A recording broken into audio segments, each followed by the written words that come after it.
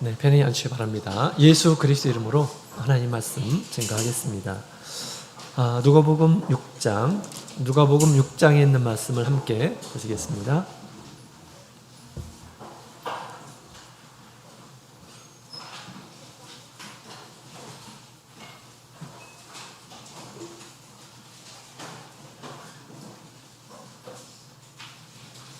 누가복음 6장 27절부터 있는 말씀.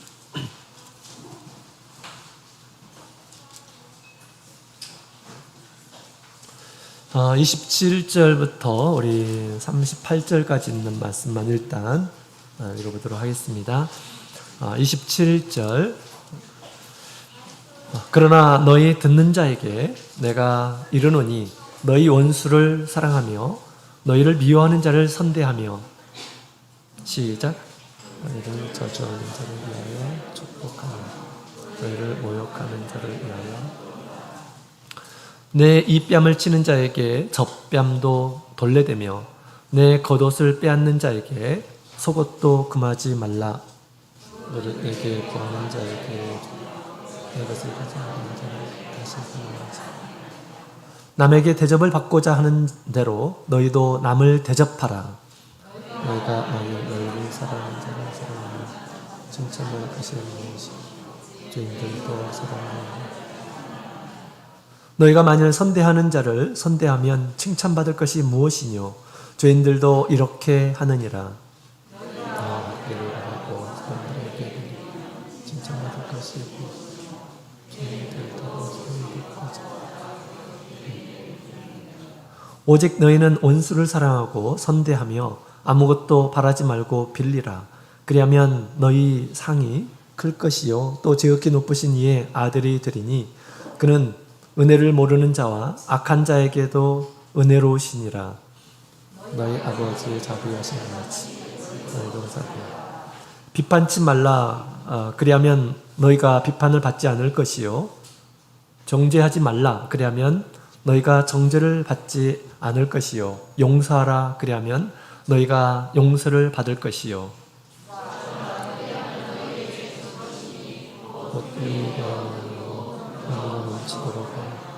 너희에게 안겨주리라. 너희의 헤아리는 그 애으로 너희도 헤아리도록 할 것이다. 아멘. 할렐루야. 네, 오늘 이곳에 나오신 우리 모든 성도님들 환영하고요. 주님의 축복이 함께하기를 원합니다.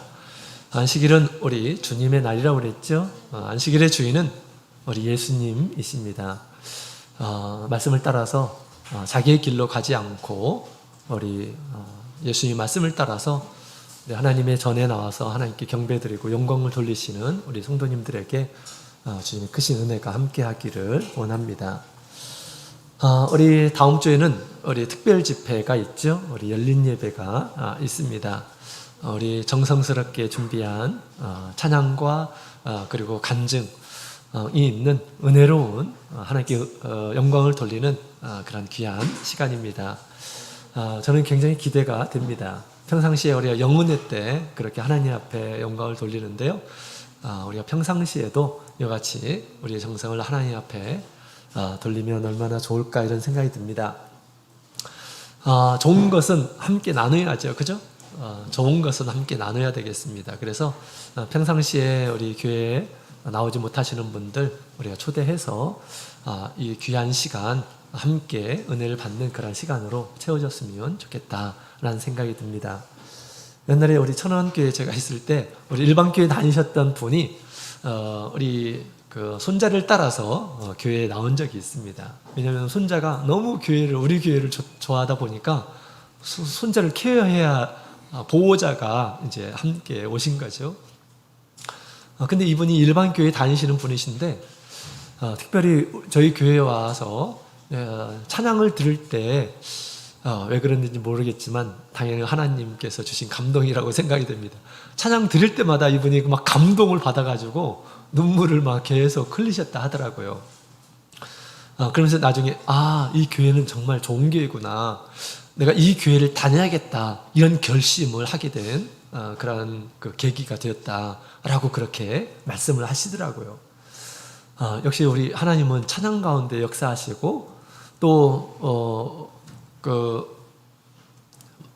믿지 않는 이란 사람들을 여러 가지 방법을 통해서 우리 하나님께 마음을 두도록 하는 것 같다라는 생각이 듭니다. 찬양이라는 것은 참 좋은 거죠. 그래서 우리 찬양은 우리의 신앙의 고백일 뿐만 아니라 찬양을 통해서 고백을 하죠. 그 다음에 찬양은 하나님을 드러내는 그러한 수단이기도 하죠. 그래서 찬양 가운데 하나님이 어떤 분이신지, 내가 믿고 있는 하나님이 어떤 분이신지 우리가 드러낼 수 있습니다. 우리가 말로 개인적으로 이렇게 얘기하기는 좀 쑥스럽기도 하고요, 좀 힘들기도 하고, 그런데 우리가 찬양을 통해서 아름다운 선율과 또 하나님께서 함께 하시면서 사람의 마음을 감동하게 하실 때 하나님을 발견하게 하시고 또 하나님에 대한 믿음을 갖게 되는 그런 계기가 되는 것 같습니다. 자, 그래서 우리 이 하나님께 찬양을 드리고 또 간증을 통해서 하나님께 영광을 돌리는 그 귀한 시간을 우리가 다음 주에 안식일 오후 예배에 이렇게 마련을 합니다. 꼭 이 시간에 함께 해주시고 또 우리 믿지 않는 이러한 분들, 또 교회에 다니고 있지만 자주 나오지 못하신 분들에게 좀 소개해서 함께 나와서 은혜를 받는 그러한 시간으로 이렇게 채워졌으면 좋겠습니다. 자, 오늘 천국 백성의 윤리생활이란 제목을 가지고 우리 주님께서 오늘 말씀을 하고 계십니다. 우리 믿음 생활하는 가운데 반드시 실천해야 할 우리 주님의 뜻인데요. 사람이 이 세상에 살면서 마땅히 해야 할 것을 윤리라고 그렇게 얘기합니다. 사람이라고 한다면 짐승과 달리 마땅히 지켜야 될 것을 윤리라고 하죠. 도덕이라고 합니다. 자, 그런데 우리 예수님 믿는 이런 사람들이 마땅히 지켜야 할 것이 있다고 한다면 바로 신앙의 윤리라고 그렇게 하는 것이죠. 자, 우리 이 앞으로 듣는 이 말씀이 얼마나 중요한지 우리가 기억하기 위해서 먼저 우리 46절부터 49절까지 있는 말씀을 보도록 하겠습니다. 누가복음 6장 46절부터 49절까지 있는 말씀, 46절부터 49절 우리 같이 읽어보도록 하겠습니다. 누가복음 6장 46절부터 49절 시작. 너희는 나를 불러 주여 주여 하면서도 어찌하여 나의 말하는 것을 행치 아니하느냐. 내게 나와 내 말을 듣고 행하는 자마다 누구와 같은 것을 너희에게 보이리라. 집을 짓되 깊이 파고 주초를 반석 위에 놓은 사람과 같으니 큰 물이 나서 탕류가 그 집에 부딪히되 잘 지은 연고로 능히 요동케 못하거니와 듣고 행치 아니하는 자는 주초 없이 흙 위에 집 지은 사람과 같으니 탕류가 부딪힘에 집이 곧 무너져 파괴됨이 심하니라 하시니라. 아멘. 자, 여기 있는 말씀을 보게 되면 우리 믿음의 사람들, 우리 예수님의 제자들에게 주신 말씀입니다. 지금 우리 지난주부터 말씀을 드린 그런 내용은 예수 믿지 않는 이러한 사람에게 준 게 아니라 예수 믿는 이러한 사람, 제자들에게 주신 그런 말씀이죠. 이 말씀을 잘 듣고 이 말씀을 잘 실천하는 이러한 사람들은 지혜로운 건축자와 같아서 그 집이 요동하지 않는다라고 그렇게 얘기합니다. 여러분, 우리 믿음 생활이라는 것은 집을 짓는 것으로 우리 예수님께서 지금 비유를 하고 있습니다. 집을 예쁘게 튼튼하게 짓고 그 안에 살죠. 우리 믿음 생활이라는 것은 우리 영원히 사는 집을 짓는 것과 같다라고 그렇게 이야기를 하고 있는 것입니다. 영원히 살 집, 그죠? 그러니까 우리 믿음 생활을 왜 합니까? 영원한 하나님의 나라에 들어가기 위해서 우리가 믿음 생활을 하잖아요, 그죠? 근데 오늘 본문의 내용을 보게 되면 우리 예수님의 이 말씀을 듣고 지키지 않는 이러한 사람들은 어리석은 건축자와 같다라고 그렇게 얘기합니다. 열심히 집을 지었지만 나중에 이 집이 파괴되는 것을 보게 되고 이제 이 집이 파괴되면 어떻게 됩니까? 우리가 거기서 살 수 있나요? 살 수가 없습니다. 그죠? 그래서 우리 잘못 지어진 이 집은 파산되는데 영원히 살 수가 없게 되는 것이죠. 집을 열심히 지었다고 하지만 집이 파산돼 버리면 거기서 살 수가 없잖아요. 자, 이렇게 우리 예수님께서 말씀하신 것은, 우리 예수님께서 주시는 이 말씀을 지키지 않는 이러한 사람들은 어떻게 된다는 것입니까? 구원받지 못한다라는 것을 얘기하는 것입니다. 구원받지 못한다는 것이에요. 예수님을 믿어도 구원받지 못하게 되면 어떻게 합니까? 예수님을 믿으나 마나 하는 것이죠. 그죠? 파산하게 될 것이다. 그 집이 파산하게 될 것이다. 우리가 때로는 열심히 믿음 생활하는 것처럼 보이지만, 여러분, 파산된 그런 믿음을 가진 이러한 사람들도 굉장히 많이 있습니다. 우리가 많이 또 주변에서 발견을 하게 됩니다. 열심히 믿음 생활하는 것 같지만 나중에 전혀 믿음이 없는 이러한 사람처럼 변해버리는 이러한 사람들도 우리가 왕왕 보게 된다는 것입니다. 그죠? 이방인들과 같이 살아가는 그런 모습을 보면서, 저 사람 분명히 이전에 예수님 믿었으니까 구원받을 수 있어 라고 이렇게 확신할 수 있을까요? 확신할 수 없습니다. 자, 그래서 우리 오늘 본문에 주시는 말씀은 얼마나 중요한지를 우리에게 잘 얘기해 주고 있습니다. 이 예수님께서 주시는 그 말씀을 제대로 지키지 않게 되면 파산되는 그런 신앙을 갖게 될 것이다 라고 그렇게 얘기합니다. 반대로 오늘 주시는 이 말씀, 주님의 말씀을 우리가 굳게 잡고 잘 실천하게 되면 이 말씀은 우리에게 보장이 돼요. 구원의 보장이 된다라는 그런 말씀입니다. 얼마나 귀한 말씀입니까? 그죠? 그래서 오늘 주신 이 말씀, 천국 백성의 윤리 생활에 대해서 우리가 중요하게 생각하고, 이 말씀은 우리가 예수 모실 때까지 끝까지 지켜야 할 그런 말씀으로 삼으시기 바랍니다. 마지막 예수님의 심판은 예수님의 말씀으로 이루어진다라고 그렇게 말씀하시죠. 마지막에 우리의 심판은 예수님의 말씀으로 심판받는 것입니다. 그 심판에서 우리가 예수님 앞에 굳게 서 있어야 됩니다. 예수님께 쫓겨나는 이런 신앙인이 되어서는 안 됩니다. 오늘 주님께서 주시는 이 말씀, 믿는 이런 사람으로, 믿는 사람들이 마땅히 해야 할 우리 윤리생활에 대해서 잘 지키는 이런 사람들을 우리 주님께서 그를 영원한 구원의 나라로 초대하게 될 것입니다. 그러나 성도로서 마땅히 하지 못할,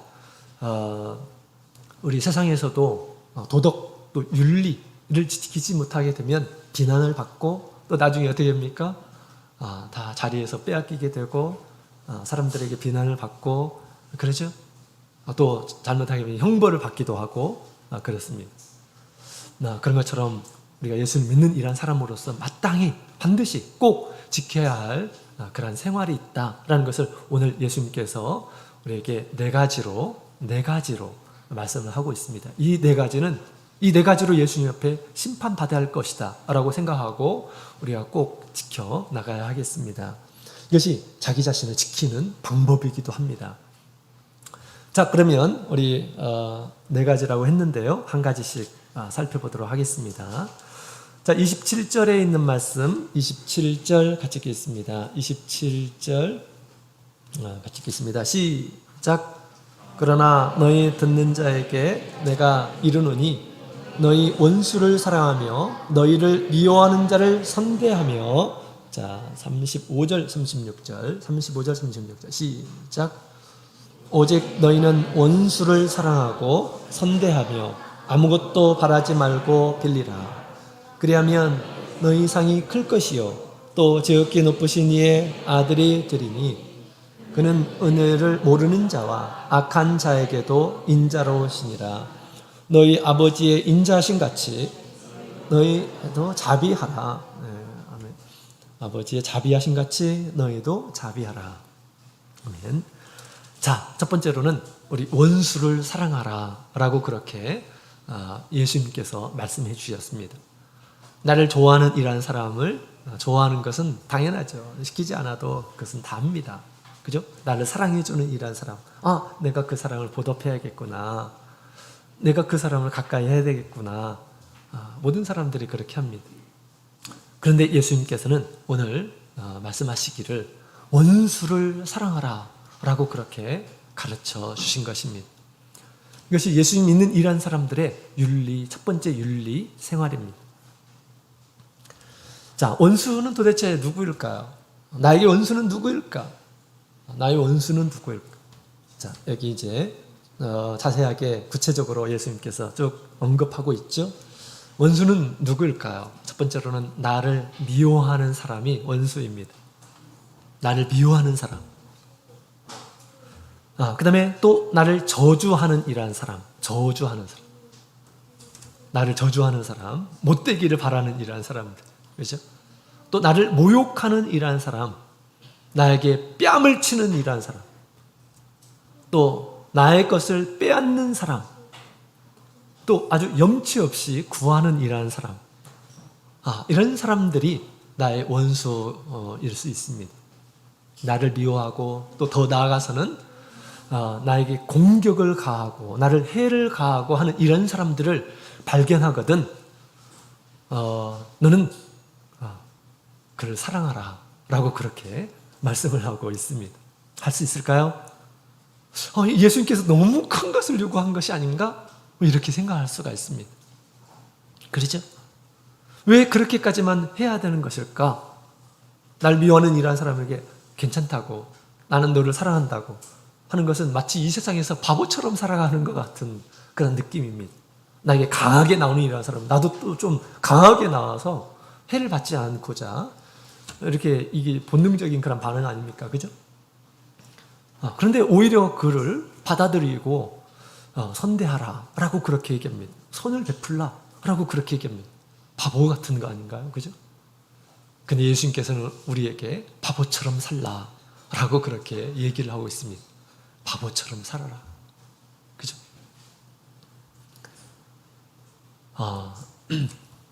자, 우리 예수님께서 왜 너무나도 큰 것을 이렇게 나에게 요구하시는 것이 아닌가, 믿는 사람들에게 요구하는 것이 아닌가라고 그렇게 생각해 볼 수가 있습니다. 그런데 예수님께서 이렇게 말씀하신 이유가 있다라는 것입니다.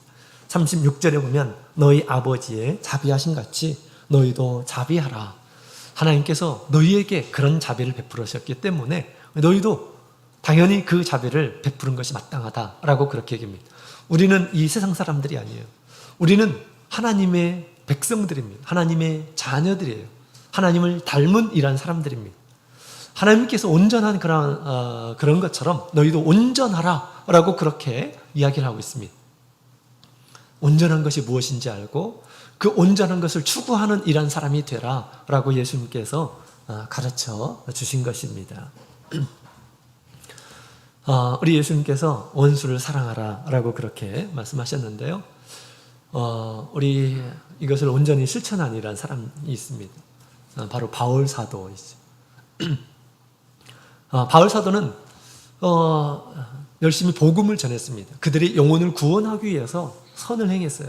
그런데 가는 곳마다 바울 사도를 미워하고 심지어는 더 적극적으로 바울 사도를 핍박하고 또 죽이려고 돌로 치고 했습니다. 그럼에도 불구하고 바울 사도가 복음을 전하는데 왜 나를 때리냐고, 왜 나를 미워하냐고, 왜 나를 핍박하느냐, 나도 가만두지 않겠다라고 하면서 막 돌을 들고 보복했을까요? 바울 사도는 그렇지 않았습니다. 어느 날은 성에서 사람들이 막 이렇게 들고 일어나서 그를 성 바깥으로 쫓아내고 또 거기서 돌로 쳐서 기절을 당하는 그런 상황이 이렇게 벌어졌습니다. 우리 중국 영화를 볼 것 같으면 이럴 때 중국 사람들은 어떻게 합니까? 보통 사람들의 본능은 무엇입니까? 이제 칼을 갈죠? 무술을 연마합니다. 칼을. 반드시 내가 때가 되면 복수하겠다. 이런 마음을 가지고 이제 연마를 하고, 그 다음에 세력을 귀합하고, 해가지고 나중에 복수를 하고, 그죠? 통쾌하게 복수를 하는 그런 영화들이 얼마나 많습니까? 그러나 바울 사도는 그랬잖아요. 아무 일이 없는 것과 같이 다시 일어나서 다른 성에 가서 복음을 전하는 이런 모습을 우리에게 보여주고 있습니다. 자기의 모든 삶으로 그렇게 사랑을 실천한 이런 모습을 보게 됩니다. 왜 그랬을까요? 왜 그랬을까요? 그는 예수님 예수님을 알기 전에, 진리를 알기 전에 그도 똑같이 예수를 믿는 이라는 사람들을 미워하고 핍박했던 이라는 사람이었습니다. 그런데 알고 보니 예수님이 진짜로 계셨고 예수님은 우리 구원자이시고 자신의 생명의 주임을 깨달았어요. 자기가 얼마나 큰 죄를 지었는지 나중에 알게 되었다라는 것입니다. 그래서 예수님 믿지 않는 이라는 사람들이 막 반응하고 그랬을 때 이해를 못한 것이 아니었습니다. 다 이해를 했어요. 저 사람들이 지금 예수님을 모르기 때문에, 진리를 모르기 때문에 저렇게 반응하는 거야 라고 그렇게 생각을 하고, 아무리 그들이 악하게 자신에게 대항한다 할지라도 받아들였다라는 것입니다. 왜? 자기도 그런 때가 있었거든요. 그렇기 때문에 다 그들이 하는 모든 것들을 받아들이고, 그 다음에 대적하지 않고 보복하지 않고 오히려 피하고, 그 다음에 다른 곳에서 복음을 전하는 이런 사람이 되었다라는 것입니다. 바울 사도는 이 전에 자기가 얼마나 큰 죄인인지 그는 알았고, 자기와 같은 이 큰 죄인을 예수님께서 용납하시고 받아들이시고 그 다음에 구원해 주시고 하는 것이 너무나 감사했습니다. 그런 큰 사랑을 받고 나서 예수님의 사랑을 이 바울 사도는 다른 이런 사람들에게 실천하기 시작했던 것입니다. 예수님의 사랑을 온 세상 사람들에게 나타낸 것입니다. 여러분, 우리 예수님 믿는 이런 사람들이 바울 사도와 같은 이런 사람들입니다. 그렇죠? 바울 사도 같은 그런 은혜를 우리도 다 누리는 것이죠. 우리 로마서 5장에 있는 말씀을 같이 보도록 하겠습니다. 로마서 5장.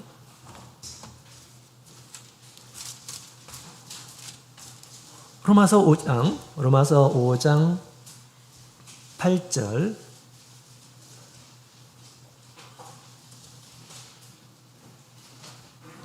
로마서 5장 8절 같이 읽겠습니다. 시작. 우리가 아직 죄인 되었을 때 그리스도께서 우리를 위하여 죽으심으로 하나님께서 우리에게 대한 자기의 사랑을 확증하셨느니라. 아멘. 우리가 죄인 되었을 때 하나님도 모르고 또 하나님을 인정하지도 않고 또 하나님의 말씀을 거역하면서 살아갔었던 우리 하나님께서 우리가 이 죄인 되었을 때 우리를 찾아주시고 맞이해 주시고 우리를 위해서 죽기까지 피 흘려 주시고 그래서 우리를 구원하셨다라고 그렇게 이야기를 하고 있는 것입니다. 바울 사도를 위해서만 우리 예수님께서 돌아가신 것이 아니라 우리를 위해서 예수님께서는 돌아가셨던 것이죠. 그래서 우리 예수님께서 이렇게 사랑받는 이란 사람이었기 때문에, 우리 하나님께 사랑받는 이란 사람이었기 때문에 우리도 이제 사랑하라 라고 그렇게 말씀을 하시는 것입니다. 그렇죠? 무리하게 우리 예수님께서 요구하는 것이 아닙니다. 예수님께서 그런 사랑을 나에게 베풀었기 때문에 아직 하나님을 잘 모르는 이러한 사람들, 진리를 아직 잘 모르는 이러한 사람들이 있거든. 그래서 너희를 해하려고 하고 그럴 때 너희가 그를 용납하고 받아들이고 오히려 그들을 선대하라, 또 그들을 축복하라 라고 그렇게 예수님께서 가르쳐 주셨습니다. 참 다행스러운 것은 우리 예수님께서는 우리를 위해서 돌아가시기까지 했죠. 근데 우리 예수님께서 말씀하시기를 그 원수를 위해서 죽으라는 말씀은 없어요. 그죠? 원수를 위해서 죽으라는 말은 없어요. 다행입니다. 그죠? 예수님께서는 죽기까지 하셨잖아요. 그죠? 자, 그래서 이 원수를 사랑하라 라고 그렇게 했는데 어떻게 사랑할 것인가? 첫 번째로는 원수를 선대하라 라고 그렇게 얘기하죠. 선하게 대하라. 원수는 나에게 악하게 대하지만 우리 원수에게 대해서 사랑하는 것은 선으로 대하는 것입니다. 선으로 대하는 것. 선한 마음을 가지고 대하는 것이죠. 만약에 원수가 보살피는 그 양이 웅덩이에 빠져 있으면 어떻게 하라고요? 웅덩이에서 건져서 원수에게 전달해 주는 것. 선하게 대해주는 것. 그 다음에 원수가 뺨을 치면 어떻게 하라고요? 다른 저 뺨도 돌려대라 라고 그렇게 얘기합니다. 원수가 겉옷을 빼앗으면 어떻게 하라고요? 속옷까지 내어주라 라고 그렇게 이야기를 하고 있습니다. 자, 이 원수에게 이렇게 선하게 대하라 라고 이렇게 얘기하고 있죠. 그 다음에 그 원수에게 더 나아가서 축복하라 라고 그렇게 이야기하고 있습니다. 잘 되도록 빌어주어라 라고 그렇게 얘기하고 있습니다. 또 원수를 위해서 기도해 주라 라고 그렇게 이야기를 하고 있습니다. 만약에 이 원수가 나에게 이렇게 이제 그 해를 가했을 때 내가 기도하지 않으면 어떻게 되는 것일까요? 나중에 다 하나님께서 그를 징벌할 것입니다. 형벌을 할 것입니다. 그죠? 그래서 이 기도를 한다는 것은 무엇입니까? 무엇을 위해서 기도하라는 것일까요? 하나님, 저를 긍휼히 베풀어 주십시오. 제가 진리를 깨닫게 해주십시오. 예수님을 깨닫게 해주십시오. 라고 그렇게 기도하라라고 하는 것입니다. 우리가 원수가 잘못되고 나를 해하는 이러한 사람이 잘못되고 그러면 박수치고 막 그러면 될까요? 안 될까요? 그러면 안 됩니다. 그러면 안 돼요. 우리가 하나님 앞에 원수 되었을 때 하나님께서는 박수치지 않았어요. 징벌 받을 때 막 박수치고 그러지 않았어요. 그죠? 측은히 여기고 불쌍히 여기시고 기회를 주시고 그러셨던 것입니다.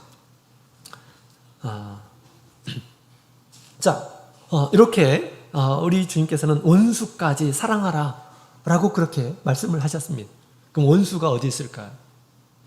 원수가 어디 있을까요? 원수는 저 멀리 있는 이란 사람일까요? 믿지 않는 이란 사람들일까요? 그런 사람. 믿지 않는 사람은 차라리 나와 관계없는 이란 사람들입니다.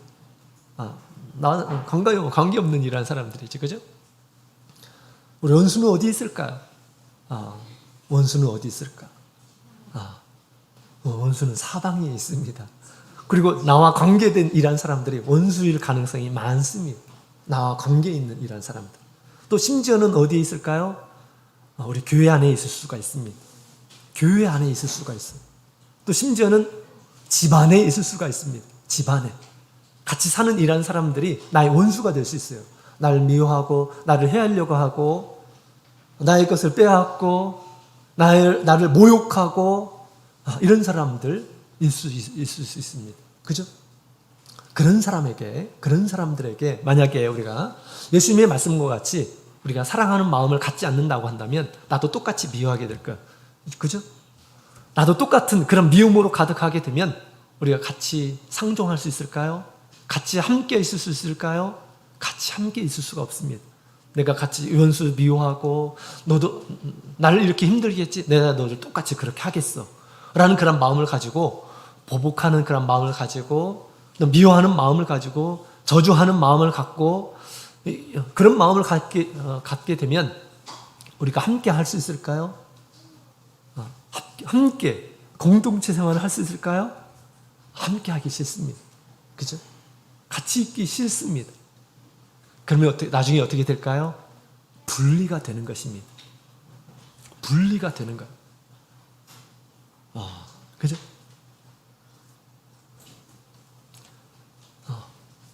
그래서 많은 이러한 사람들을 보게 되면 많은 이러한 사람들이 상처받고 떠나는 이러한 사람들이 있습니다. 나는 이곳에 함께 있을 수가 없어.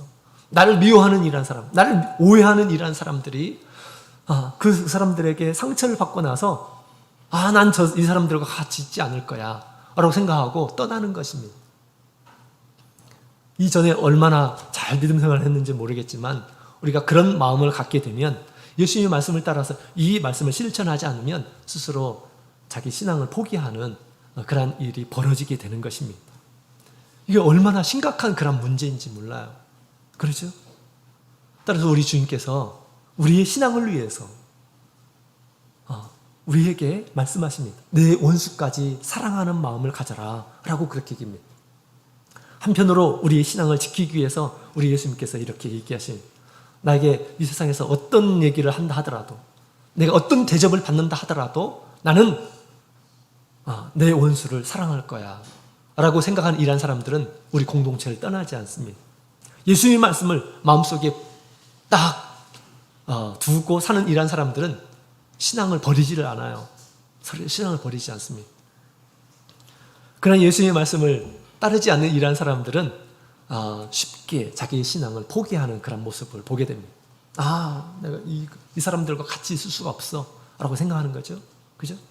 이것은 또 예수님의 말씀을 듣지 않는다라는 그런 그 반응이죠. 그죠?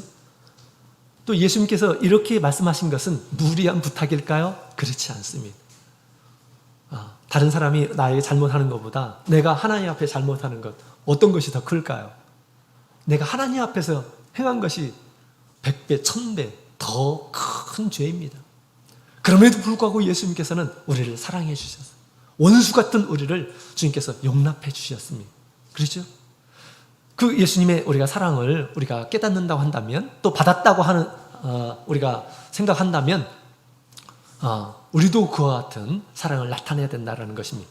믿음 안에서도 아직 부족한, 진리를 깨닫지 못하는, 자기가 그 말을 하고 그 행위를 하고 나서 하나님 앞에 어떤 심판을 받을지 전혀 모르는 가운데서 그렇게 말을 내뱉는 이런 사람들이 있습니다. 행동을 하는 이런 사람들이 있습니다. 그런 사람들을 볼 때 우리가 어떻게 될까요? 불쌍하다라는 그런 생각을 가져야 된다는 것입니다. 하나님 긍휼을 베풀어 주십시오. 진리를 깨닫게 해주십시오 라고 그렇게 해야 된다는 것입니다. 그런데 우리가 그런 믿지 않는 이런 사람들, 또 신앙이 없는 이런 사람들의 말을 듣고 상처를 받고 마치 내가 예수님의 용서를 받지 못한 이런 사람들과 같이 그렇게 반응한다면, 나도 미워하고 나도 똑같이 보복하려고 하고 한다면 나는 예수님 모르는 사람입니다 라고 하는 그런 태도와 같다라는 것입니다.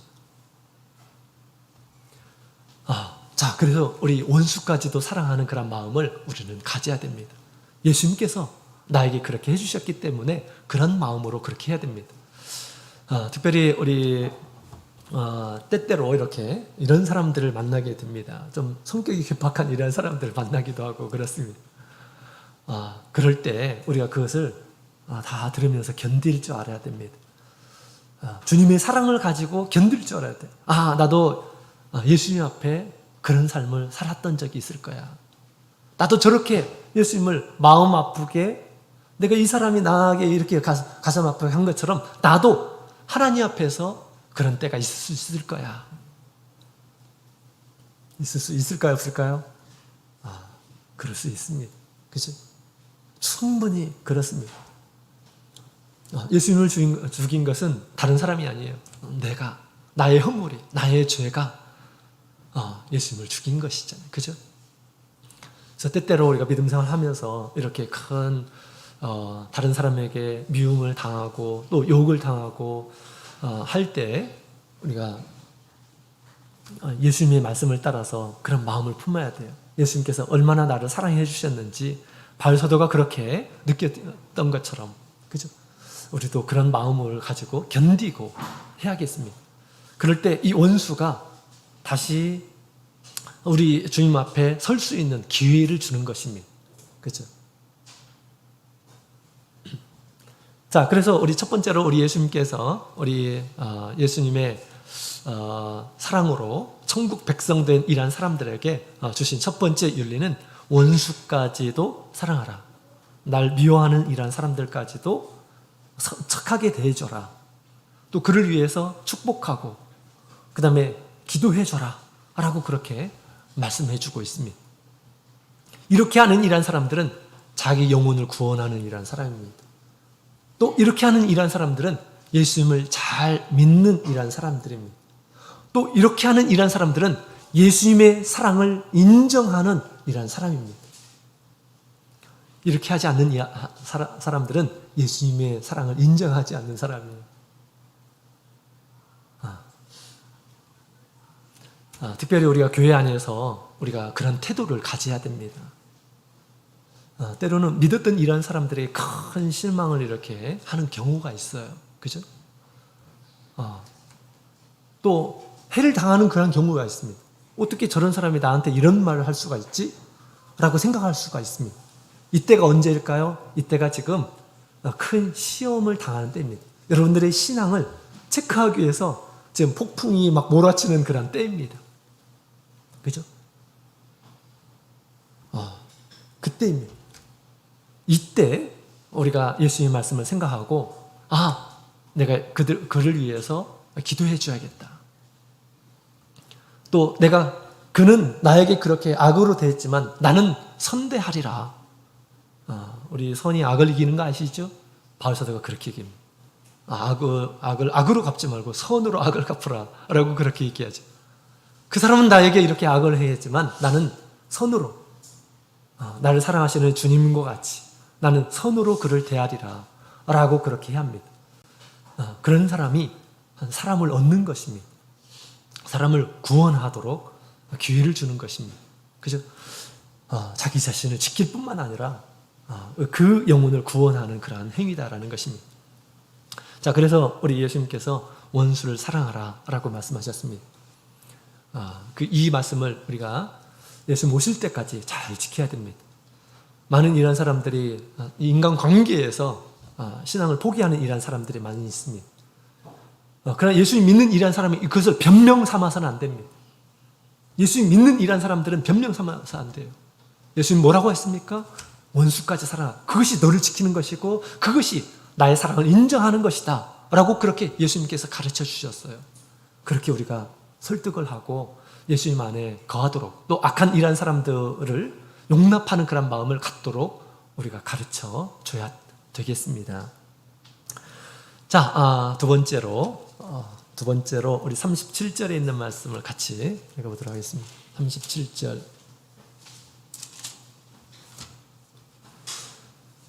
37절 같이 읽겠습니다. 시작. 비판치 말라. 그리하면 너희가 비판을 받지 않을 것이요. 정죄하지 말라. 그리하면 너희가 정죄를 받지 않을 것이요. 용서하라. 그리하면 너희가 용서를 받을 것이요. 아멘. 자, 두 번째로는 우리 예수님께서 비판하지 말라라고 그렇게 말씀하셨습니다.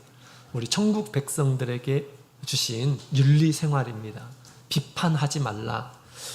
비판이라고 하는 것은 판단하다, 심판하다라고 하는 그런 말입니다.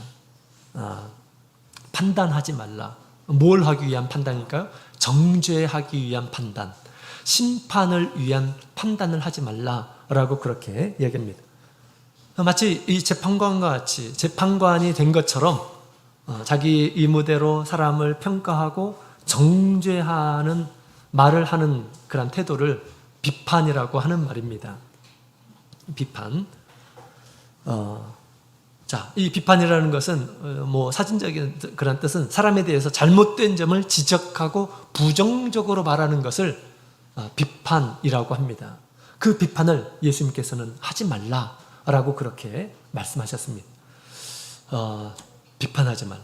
비판하게 되면 다른 사람이 잘못한 것을 지적하고 또 얘기하고 또 그 사람에게 얘기하는 것이 아니라 다른 사람들에게 얘기하고 그러면 어떻게 될까요? 나중에는 싸움 납니다. 싸움 납니다. 그죠? 우리 로마서 14절에 있는 말씀을 같이 한번 보도록 하겠습니다. 로마서 14장.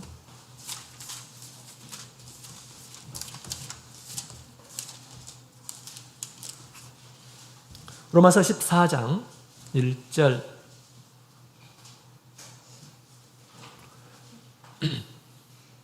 로마서 14장 우리 1절 2절에 있는 말씀을 같이 읽겠습니다.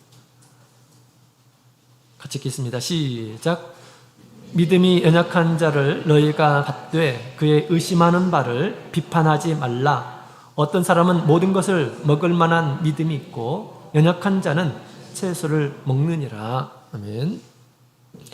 자, 여기 있는 말씀을 보게 되면 믿음이 연약한 이러한 사람을 비판하지 말라라고 그렇게 얘기합니다.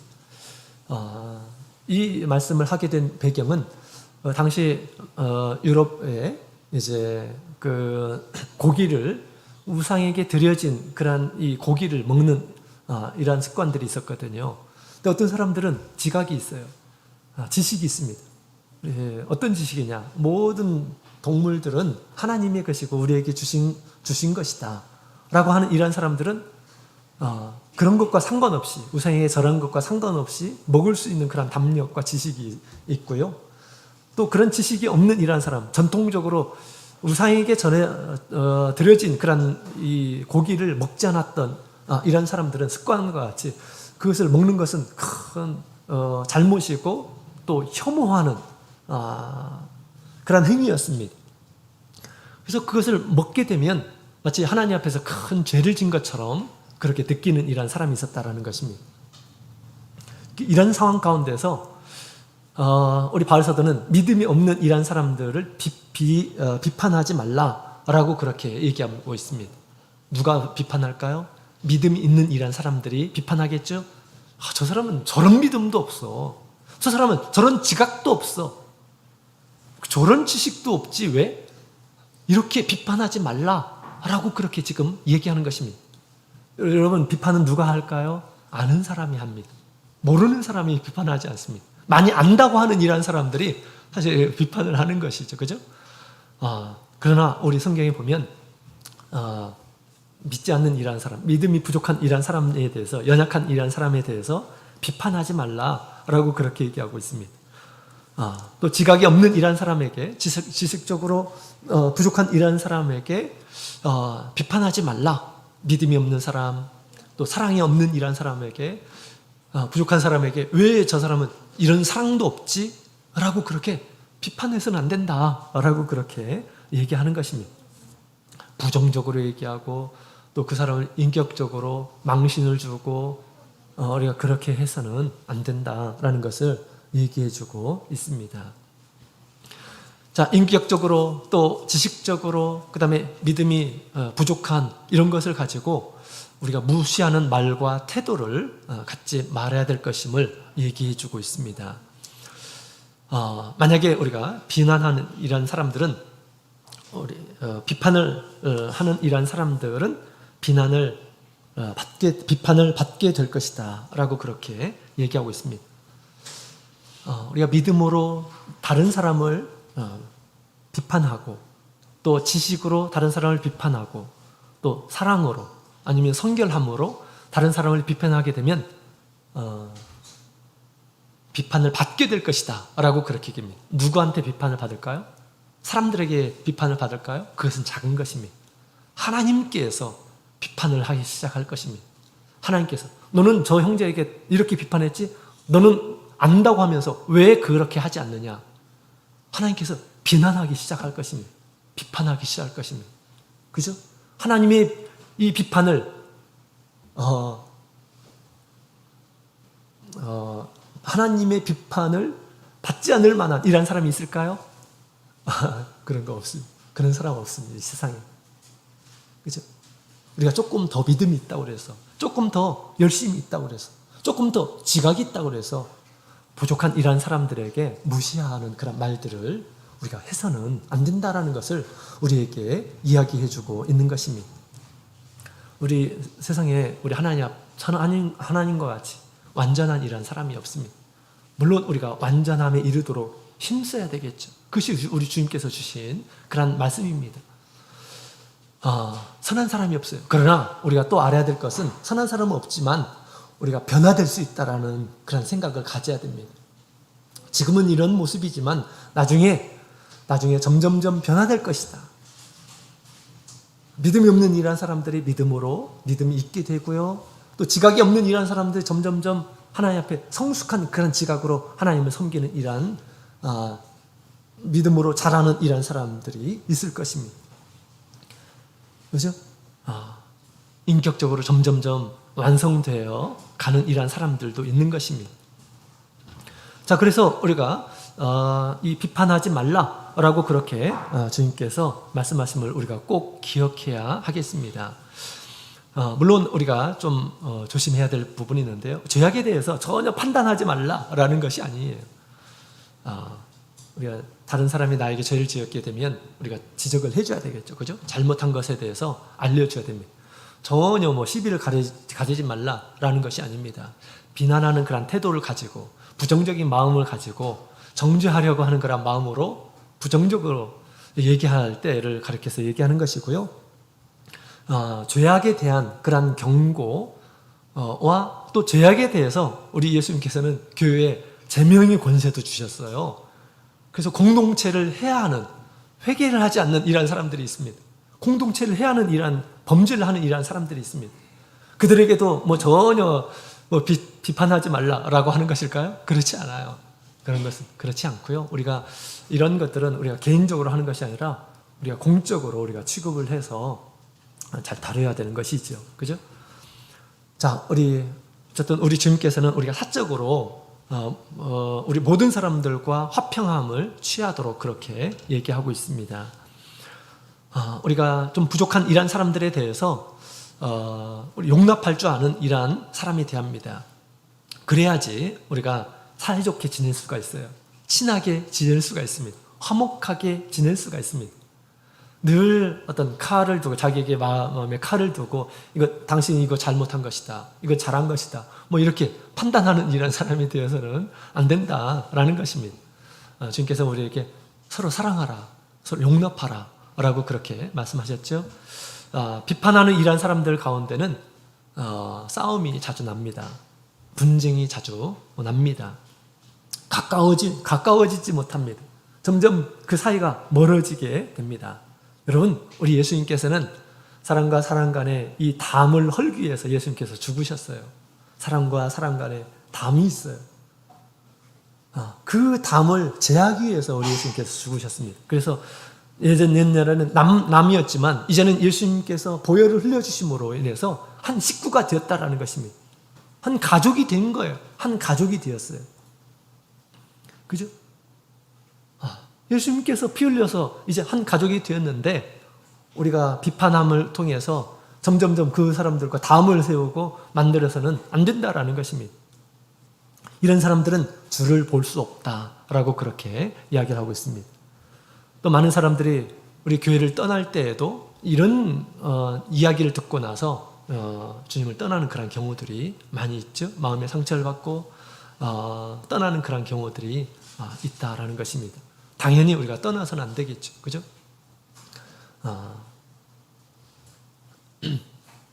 원수를 사랑하는 그런 마음을 가지고 있어야 되겠죠. 우리 공동체를 사랑하는 이러한 사람들은 우리가 예수님의 말씀을 같이 우리가 비판치 않는 이러한 사람이 되어야겠습니다. 특히 우리가 이제 믿음이라고 하는 것, 또 사랑이라고 하는 것, 또 성결이라고 하는 것, 이것은 어떤 기준이 없잖아요. 그죠? 내가 생각하는 대로 그것이 기준인가요? 그렇지 않습니다. 그죠? 어떤 사람들은 조금 더 많이 있고 어떤 사람은 조금 부족하고, 이제 나온 이런 사람들은 부족하고 지식이 부족하고 이렇습니다. 그래서 어떤 기준으로 이렇게 삼기가 애매한 그런 부분들이 있습니다. 우리가 믿음이 점점 이렇게 나아진 것은 주님께서 기다려주시고 오래 참아주시고 그렇기 때문에 우리가 어린아이 같은 그런 신앙에서 점점점 나아진 것입니다. 그죠?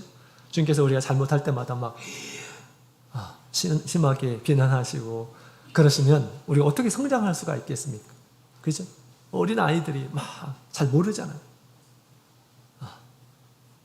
그럴 때마다 막 혼을 내고 막 그러면 됩니까? 안 되죠. 그죠? 사랑 가운데 자랄 수가 있는 것입니다. 용납하는 가운데서 자랄 수가 있는 것이죠. 그렇죠?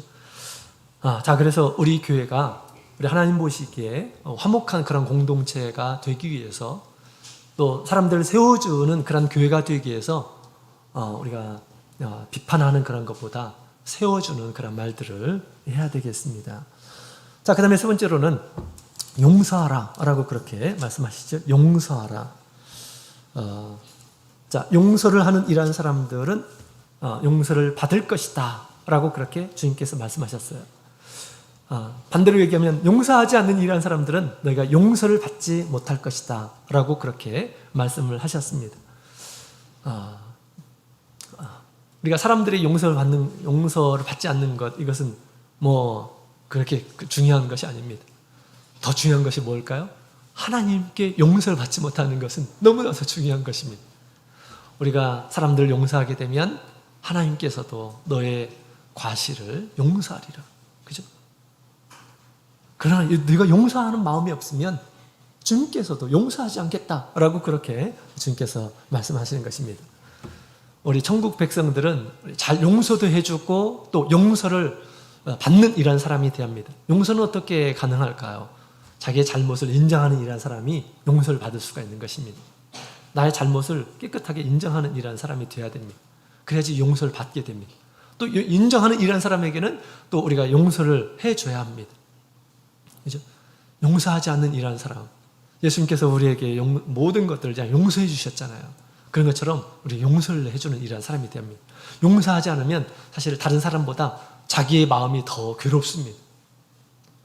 미움의 마음이 가득하고, 그죠? 이 미움의 마음이 가득하게 되면 분이 나요. 분이 나게 되면 마귀에게 틈을 줄 수가 있습니다. 마귀에게 틈을 주기도 하고 그렇습니다. 그래서 용서를 한다라고 하는 것은 자기 자신을 해방시키는 것입니다. 자기 자신에게 자유를 주는 거예요. 자유를 주는 것. 자기를 위한 것입니다. 그죠? 또 예수님께서 나를 용서해 주신다라고 그렇게 지금 말씀하고 있기 때문에 그렇죠. 자, 그래서 교회 안에서는 자기의 죄를 우리가 인정하는 이런 사람이 되어야 합니다. 그리고 회개하는 이런 사람이 되어야 되겠습니다. 그리고 용서를 하는 이런 사람이 복을 받습니다. 용서하지 않는 이런 사람들 같이 할 수 있을까요? 나는 저 사람 용서할 수 없어 라고 한다면, 그런 마음을 계속 가지고 있으면 우리 성도들이 같이 교회에서 성도들과 함께 지낼 수가 있을까요? 지낼 수가 없어요. 같이 있기 싫습니다. 그죠? 그 용서하지 않는 마음 때문에 나의 신앙을 포기하는 그런 경우들도 있는 거예요. 그죠? 용서, 이거 너무나도 중요한 그런 윤리입니다. 그래서 예수님께서 우리에게 예수 믿는 이란 사람으로서 용서하라 라고 그렇게 예수님께서 가르쳐 주셨습니다.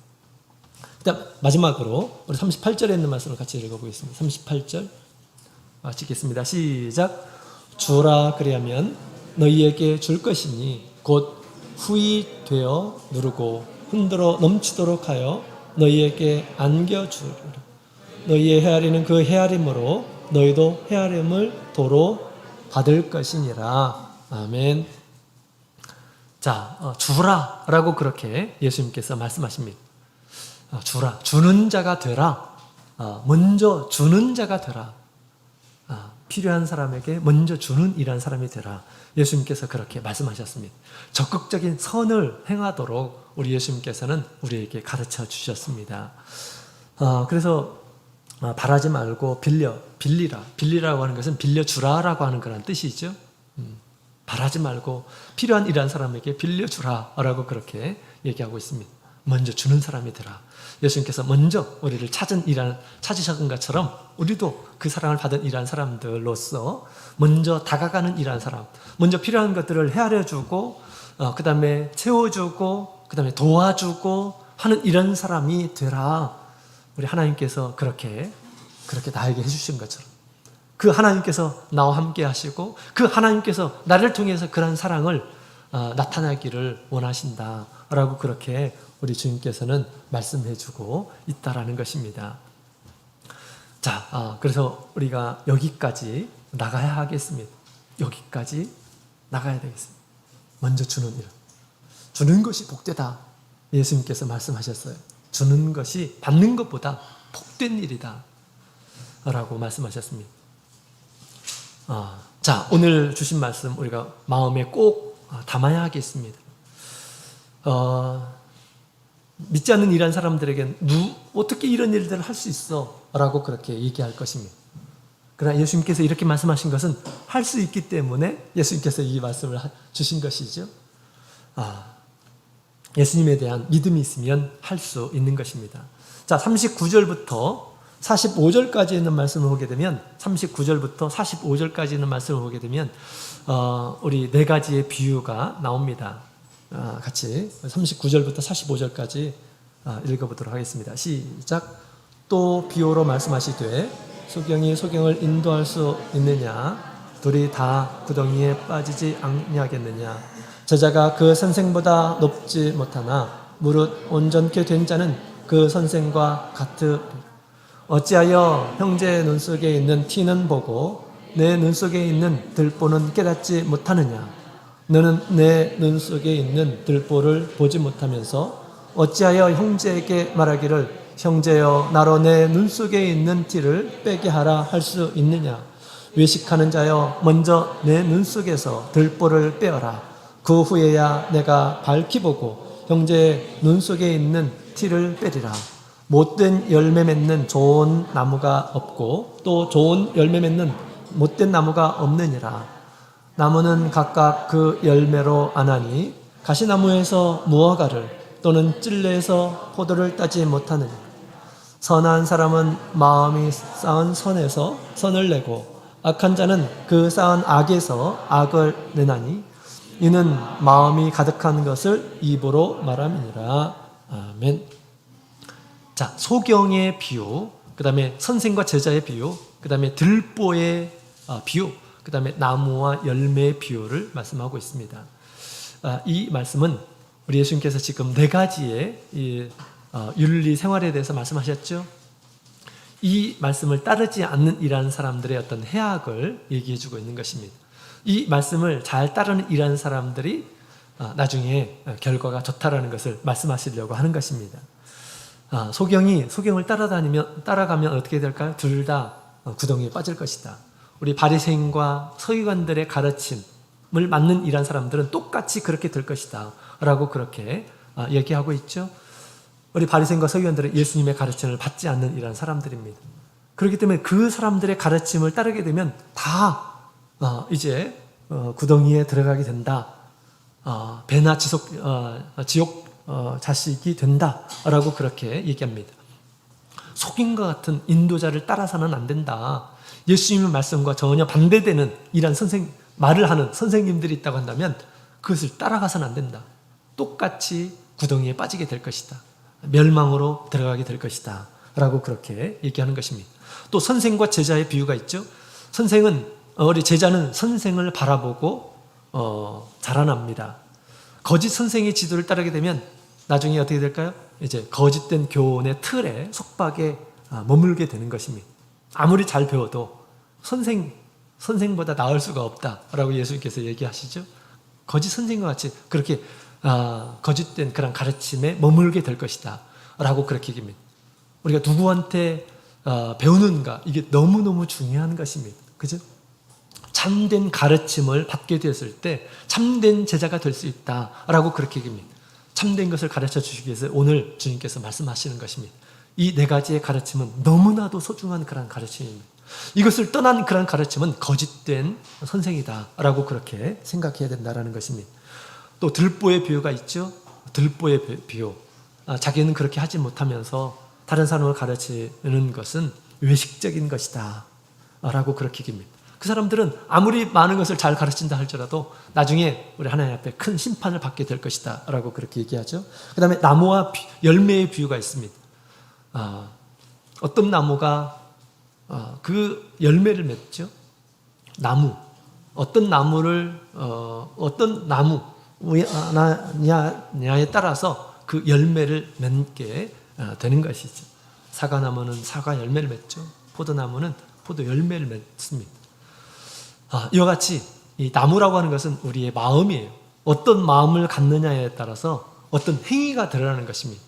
어떤 마음을 갖느냐에 따라서 어떤 행위가 나타나는, 이 행위라고 하는 것은 다 마음에서부터 나오는 것이다 라고 예수님께서 말씀하십니다. 이 말씀을 이렇게 하는 것은 예수님께서 주시는 이 윤리생활이 있잖아요. 이 윤리생활을 마음에 딱 품고 있는 이런 사람들은 나중에 좋은 열매들을 거두게 된다라는 것입니다. 좋은 행위의 열매들을 갖게 되는 것입니다. 예수님께서 원수를 사랑하라 라고 말씀하셨어요. 그 말씀을 마음에 듣고 있습니다. 그러면 나중에 그렇게 원수를 사랑하면서 그 원수를 구원하는 일들을 행하게 됩니다. 그죠? 그 말씀을 품게 되면 그런 좋은 열매를 맺게 되는 것이죠. 그를 구원하는 데까지 이르게 됩니다. 그러나 이 주님의 말씀을 품지 않고 내가 세상적인 거짓 선생의 말을 듣고 세상의 말을 듣고 이런 가운데 왜 바보처럼 참느냐라고 하면서 우리가 악을 행하게 된다면 어떻게 될까요? 나도 신앙에서 떨어지게 되는 그런 경우가 있습니다. 다른 사람은 물론하고, 그죠? 같이 있을 수가 없습니다. 그죠? 그 신앙은 또 하나님께서 인정하지도 않아요. 그죠? 그래서 우리가 그 나무가 그 열매를 맺듯이 우리가 주님께서 주신 이 말씀을 마음에 꼭 담아야 된다는 것입니다. 그럴 때 나의 삶 가운데서 하나님 보시기에 합당한 또 하나님과 같은 성품의 삶이 우리 가운데서 드러나게 될 것이다 라고 그렇게 말씀하셨습니다. 자, 우리 참 제자는 우리 46절에 보면 46절에 있는 말씀을 보게 되면 이런 사람입니다. 참 제자의 표. 46절 너희는 나를 불러 주여 주여 하면서도 어찌하여 나의 말하는 것을 행치 아니하느냐. 내게 나와 내 말을 듣고 행하는 자마다 누구와 같은 것을 너희에게 보이리라. 아멘. 우리 참 제자의 표는 첫 번째로 예수님께 나오는 사람입니다. 예수님 앞에 나오지 않는 이런 사람은 제자가 아니죠. 예수님 앞에 나오는 사람이 참 제자예요. 그 다음에 두 번째로는 내 말을 듣고 예수님 말씀을 잘 귀담아 듣는 이런 사람들이 예수님의 제자입니다. 예수님 옆에 왔는데 예수님의 말씀을 귀담아 듣지 않는 이런 사람은 제자다라고 할 수가 없다라는 것입니다. 또 마지막에 참 제자는 듣고 행하는 자가 참 제자다라고 그렇게 예수님께서 인정하신다라고 얘기하고 있습니다. 듣고 행하지 않는 이런 사람들은 예수님께서 나의 제자다라고 그렇게 말하지 않을 것입니다. 그냥 들었을 뿐이에요.